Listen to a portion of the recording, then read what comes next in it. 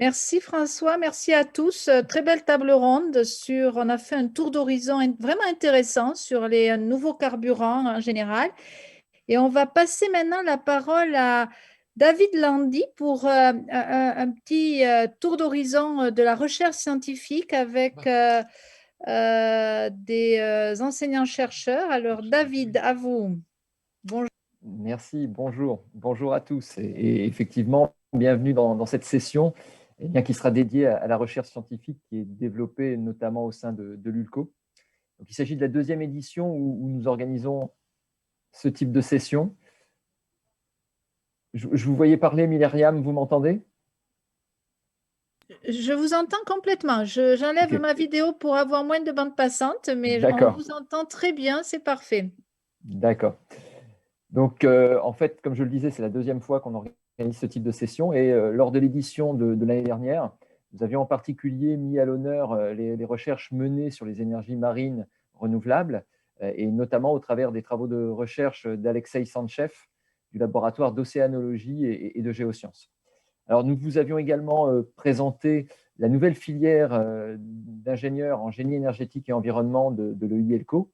Et à l'époque, eh bien, cette filière n'était encore qu'un projet. Alors, un projet qui avait été validé par la commission des titres d'ingénieur, mais un projet qui n'avait pas encore démarré. Et donc, j'ai le plaisir cette année de vous dire eh bien, que la première promotion de cette filière est actuellement en train d'assister à cette université d'hiver.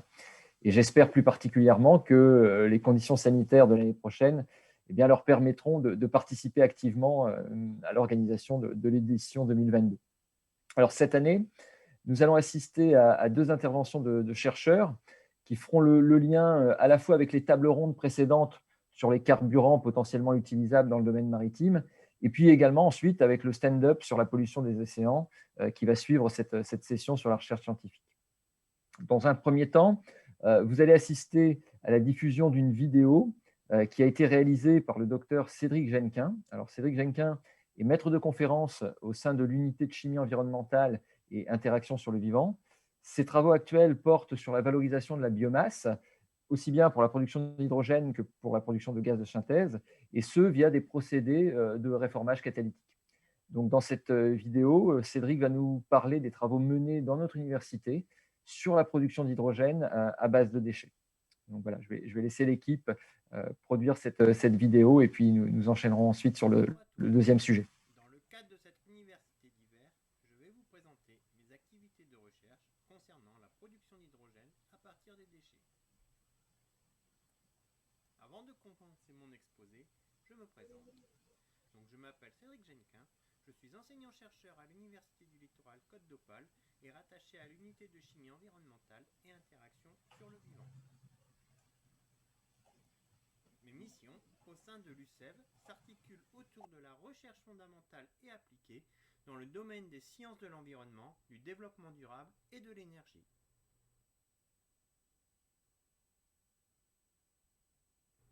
Dans ce cadre, je m'intéresse donc à certains procédés de production de l'hydrogène, qui est une petite molécule pleine d'énergie et plein d'avenir dans le monde des transports notamment. En effet, utilisé dans une pile à combustible, l'hydrogène sert aujourd'hui à faire rouler des voitures sans aucune émission de gaz à effet de serre, ni même de particules fines. La propulsion à hydrogène semble aujourd'hui capable de remplacer les combustibles fossiles. Un grand visionnaire comme Jules Verne avait d'ailleurs cité dans L'île mystérieuse en 1874 l'intérêt d'utiliser l'hydrogène comme combustible. Cependant, il existe un paradoxe autour de l'hydrogène, car il peut être l'élément le plus abondant sur Terre, mais on le trouve rarement sous sa forme pure. Par exemple, chaque molécule d'eau est le fruit de la combinaison entre un atome d'oxygène et de deux atomes d'hydrogène, et l'eau couvre 70% du globe terrestre. On retrouve également de l'hydrogène dans les hydrocarbures, car comme leur nom l'indique, les hydrocarbures sont issus de la combinaison d'atomes de carbone et d'hydrogène. Enfin, tout organisme vivant, animal ou végétal, est composé d'hydrogène, donc on retrouve également de l'hydrogène dans la biomasse.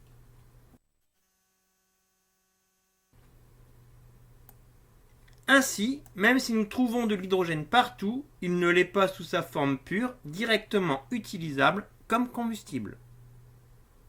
Concrètement, cela signifie que pour produire de l'hydrogène, il faut l'extraire soit de l'eau, soit des hydrocarbures ou de la biomasse. Bien sûr, ces procédés d'extraction nécessitent de l'énergie, mais l'hydrogène peut être produit ou extrait en utilisant pratiquement n'importe quelle source d'énergie primaire, qu'elle soit fossile ou renouvelable. Cette diversité des sources d'approvisionnement potentielles est la raison la plus importante pour laquelle l'hydrogène est un vecteur énergétique si prometteur. L'hydrogène peut être produit à l'aide d'un certain nombre de procédés différents, comme le vaporeformage, les procédés thermochimiques ou l'électrolyse de l'eau.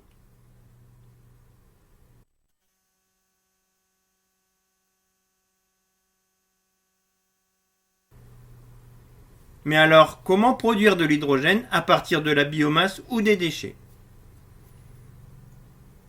Pour cela, je m'intéresse au procédé de biométhanisation, qui est à la base un procédé naturel qui permet de décomposer la matière organique en présence de bactéries sous des conditions physico-chimiques convenables, c'est-à-dire en absence d'oxygène, pour produire un gaz qu'on appelle biogaz.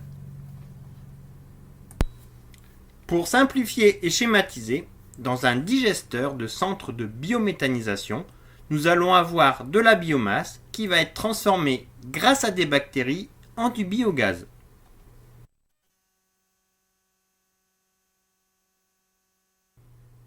Ce biogaz formé est composé essentiellement de méthane, molécule contenant 4 atomes d'hydrogène, donc riche en hydrogène, de dioxyde de carbone et de composants minoritaires comme les composés azotés, soufrés ou composés organiques volatiles. La composition de ces espèces minoritaires va varier en fonction de la nature des déchets introduits dans le digesteur.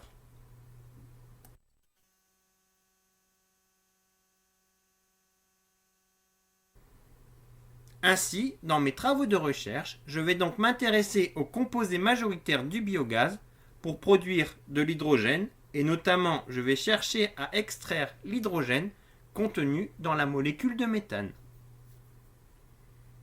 Mais avant de travailler directement avec le méthane et le dioxyde de carbone, il est nécessaire de purifier le biogaz pour éliminer les composés minoritaires qui peuvent interférer sur le processus de valorisation du biogaz. Pour cela, des collègues chercheurs de l'UCEV développent des procédés de purification chimique ou biologique du biogaz.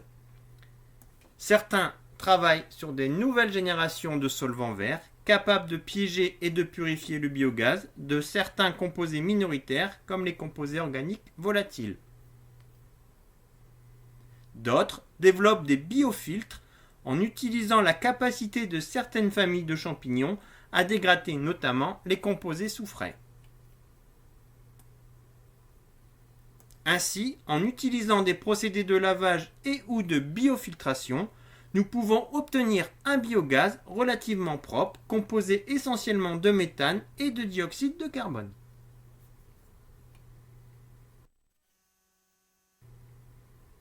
Une fois le biogaz débarrassé de ses composés minoritaires, je vais m'intéresser donc à la réaction de reformage à sec du biogaz, qui consiste en la conversion du méthane et du CO2 en présence d'un catalyseur pour produire un composé chimique de plus haute valeur ajoutée. C'est ce qu'on appelle le gaz de synthèse, c'est-à-dire un mélange d'hydrogène et de monoxyde de carbone qui peut à son tour être transformé via des procédés chimiques en carburant de synthèse. L'hydrogène, quant à lui, peut être extrait du gaz de synthèse par des procédés de séparation et ou de filtration. Ainsi, l'objectif de mes travaux de recherche est l'évaluation de systèmes catalytiques qui permettront une valorisation efficace du biogaz via son reformage à sec pour produire de l'hydrogène ou le gaz de synthèse.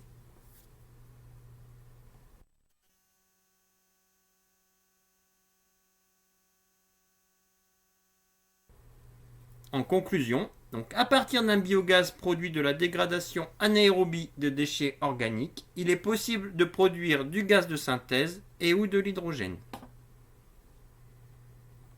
Cette voie de valorisation présente un intérêt non seulement pour réduire les émissions de gaz à effet de serre, comme le méthane et le CO2, mais aussi pour produire le gaz de synthèse, en vue d'élaborer des carburants provenant de sources renouvelables telles que les déchets.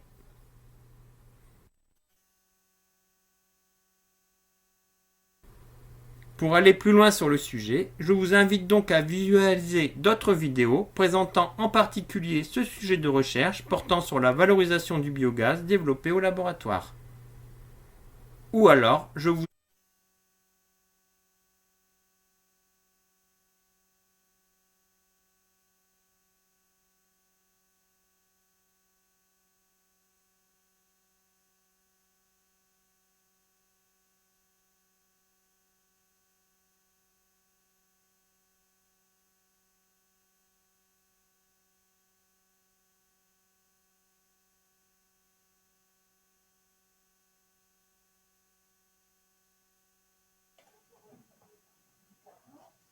Alors, je ne sais pas si j'ai pu reprendre la main en termes audio, si je puis dire. Alors, si c'est le cas, David, on vous entend, c'est bon. très bien, Allez-y. très bien, très bien. Donc, après cette présentation qui était relative à l'hydrogène, dont nous avions largement parlé ce matin dans la première table ronde, eh bien, nous allons maintenant faire écho au stand-up sur la pollution des océans et littoraux avec une intervention de Patrick Augustin relative à l'hydrogène, dont nous avions largement parlé ce matin. C'est parce que j'ai un retour au niveau des oreillettes. Patrick Augustin est docteur en physique. Il exerce en tant qu'ingénieur de recherche au laboratoire de physico-chimie de l'atmosphère, le LPCA, donc de notre université. Ses activités portent sur l'analyse multi-échelle par télédétection de la dynamique de l'atmosphère, de la pollution de l'air et de l'énergie éolienne. Alors, son travail s'articule autour d'activités expérimentales qu'il mène notamment lors de campagnes de terrain. Et son expertise, en fait, là, dans le domaine atmosphérique, l'a amené à développer des travaux de recherche qui sont transversaux, puisqu'ils impliquent des chercheurs de différentes disciplines, qu'il s'agisse de physique, de chimie, de toxicologie ou encore de géosciences.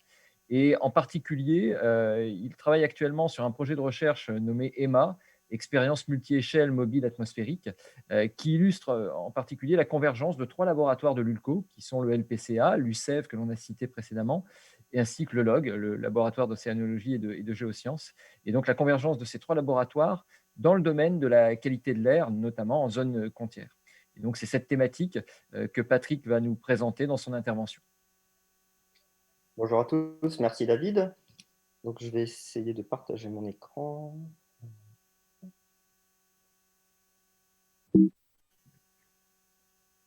Hop, voilà. Vous arrivez à voir le diaporama? David, c'est OK?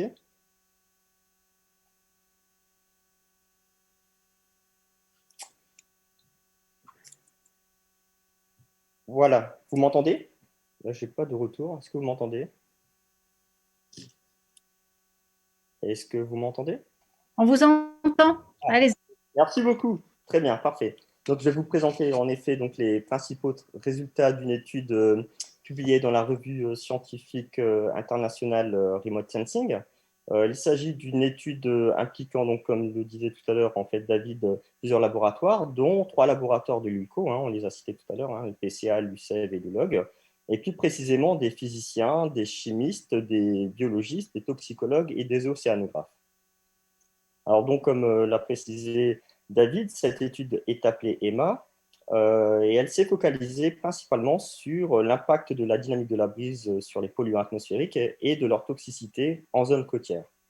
Alors, un petit rappel concernant donc la brise de mer. Donc, la brise de mer est un phénomène météorologique qui se produit en fait en zone côtière à travers le monde. Et la journée, par exemple, l'air qui se trouve au-dessus des terres se réchauffe plus vite que l'air situé au-dessus de la mer. Et ce contraste de température va générer un vent froid et humide.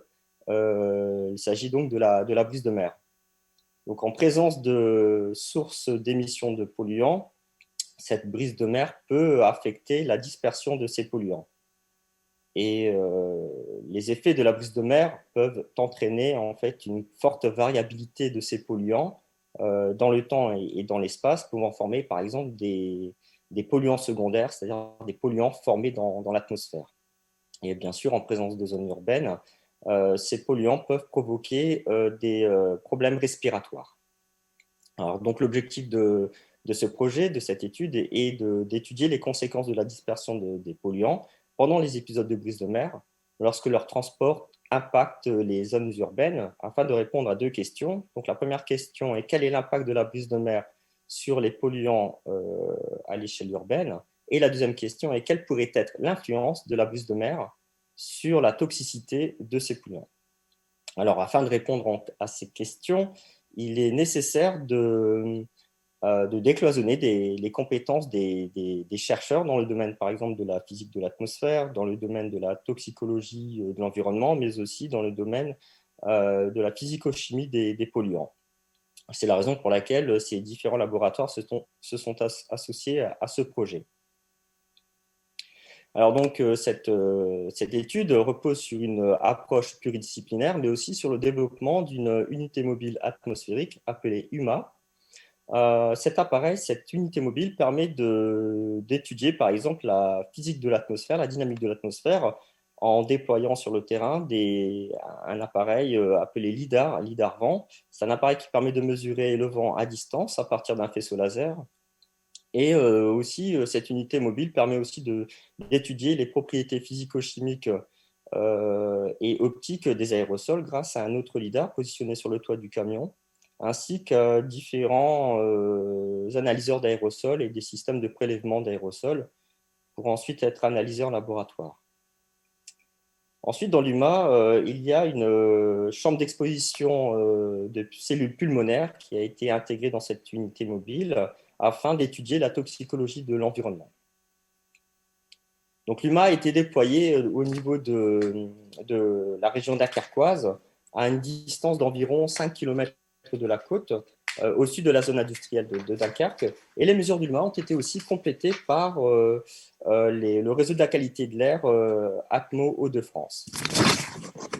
Alors, je vais maintenant vous présenter les principaux résultats de cette expérience, où là, on a envoyé à un moment donné un faisceau laser à la verticale du site, et on a pu, effectivement, à partir de ce faisceau laser, obtenu les mesures de la vitesse et de la direction du vent dans les 1500 premiers mètres d'altitude. Donc, on voit sur ce graphe, effectivement, une coupe hauteur-temps de la vitesse du vent représentée ici par l'échelle de couleur, et la direction du vent symbolisée par les petites flèches noires, avec, à titre d'information, une flèche qui s'oriente vers le haut correspond en fait à un vent qui vient de secteur sud. Donc, au cours de cette étude, à un moment donné, nous avons observé un vent en altitude, donc un vent de secteur sud-ouest allant vers la mer. Et en revanche, en basse altitude et le matin, nous avons observé un vent de secteur sud-est qui ramène tous les polluants vers la mer. Donc, entre 10h et 11h, le vent s'est atténué et nous avons envoyé un faisceau laser en direction de la mer en effectuant un balayage vertical. Et nous avons obtenu ce graphe qui correspond en fait à la vitesse méridionale du vent. Donc, l'échelle l'abscisse correspond à la distance par rapport au LIDAR et l'ordonnée correspond à l'altitude. Donc là, ce graphe représente donc la vitesse du vent suivant l'axe nord-sud. Avec en altitude, on peut voir une zone rouge qui correspond au vent de secteur sud. Et à 1800 mètres de distance du LIDAR, on peut voir effectivement un vent qui provient de la mer. Il s'agit en effet de la brise de mer, donc qui va pénétrer à l'intérieur des terres. Et on peut observer effectivement le front de brise qui correspond à la zone d'interface entre l'air marin et l'air terrestre, l'air continental. Donc, cette brise va se propager et à un moment donné, vers 11h, elle atteint le site de mesure. Et en regardant la charge en aérosol, en regardant la coupe hauteur temps de la charge en aérosol obtenue à partir du LIDAR aérosol, on a pu voir effectivement que l'arrivée de la brise de mer est associée à une augmentation de la charge d'aérosol et aussi à une diminution brutale de la hauteur de la couche chimique qui correspond en fait à l'épaisseur de l'atmosphère dans laquelle les polluants sont mélangés. Et au niveau des polluants au sol, on a pu voir effectivement que l'arrivée de la brise est aussi associée à une augmentation donc, des polluants.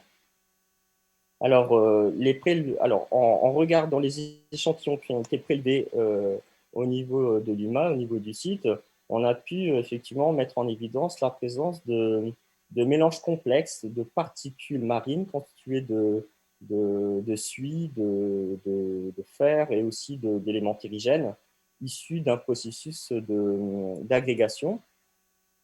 Et en regardant aussi les particules très fines, inférieures à 1 micromètre, c'est-à-dire les particules capables de pénétrer dans nos poumons, eh bien, on a pu constater qu'elles contiennent en fait une forte quantité d'aérosols secondaires, donc de poussière formée dans l'atmosphère, issue d'un processus de nucléation et de condensation d'espèces gazeuses.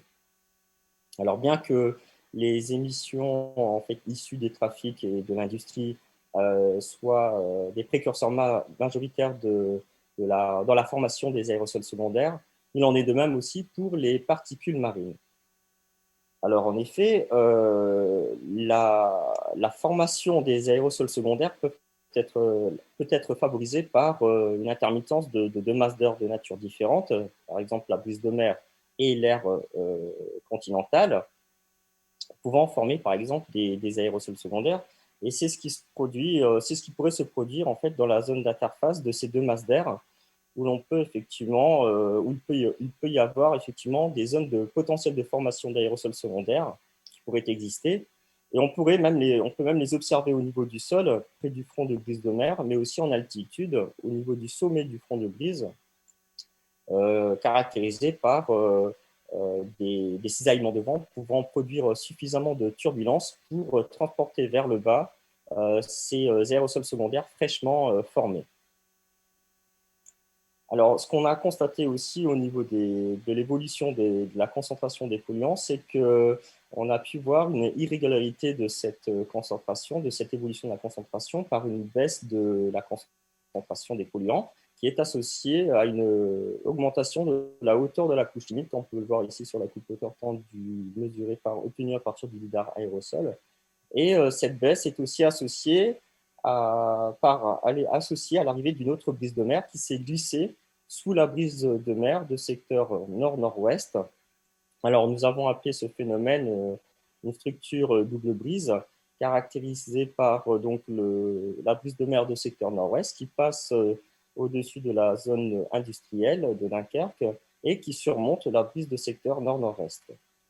Alors, ce phénomène, la coexistence de ces deux brises, va jouer un rôle très important sur la fluctuation de la variabilité, de l'évolution de la concentration des polluants. D'ailleurs, à 14 heures, à partir de 14 heures, cette structure disparaît, d'où l'augmentation de la concentration des polluants. Alors, en ce qui concerne la toxicologie de l'environnement, nous avons exposé donc des cellules pulmonaires avant la brise de mer et d'autres cellules pendant la brise de mer. Et nous avons comparé ces cellules par rapport aux cellules témoins, c'est-à-dire aux cellules pulmonaires qui n'ont pas été exposées. Et nous avons pu constater effectivement qu'il y avait une augmentation du stress oxydatif et du processus inflammatoire pour les cellules pulmonaires qui ont été exposées pendant la période de brise de mer. Alors en conclusion, je vous ai présenté donc les principaux résultats du projet transversal EMA, publié dans la revue scientifique internationale Remote Sensing. Cette étude est basée sur une approche systémique, c'est-à-dire une approche qui privilégie une vision globale des problèmes liés à la qualité de l'air en prenant en compte le contexte industriel, le contexte lié en fait à la zone côtière, à la présence effectivement d'une zone urbaine. Mais aussi, cette approche prend aussi en considération la dynamique de l'atmosphère, les caractéristiques des polluants, ainsi que la toxicologie de l'environnement pour se concentrer bien sûr sur les relations et interactions entre eux. Et ainsi, les résultats en fait, ont pu montrer que l'impact de la brise de mer sur les polluants et sur les processus inflammatoires et de stress oxydatif au niveau des cellules pulmonaires qui ont été exposées à cet épisode de brise de mer. Voilà, je vous remercie de votre attention. Merci Patrick pour cette intervention qui nous donne une bonne vision des activités de recherche de l'ULCO dans le cadre de cette thématique et puis qui introduit le stand-up qui aura lieu d'ici quelques dizaines de minutes. Alors, cette présentation va clore cette session qui présente les activités scientifiques au sein de l'ULCO et nous aurons certainement l'occasion l'année prochaine de vous présenter d'autres aspects des recherches qui sont menées dans notre université. Donc, je vais redonner la parole à Myriam pour la suite de cet événement.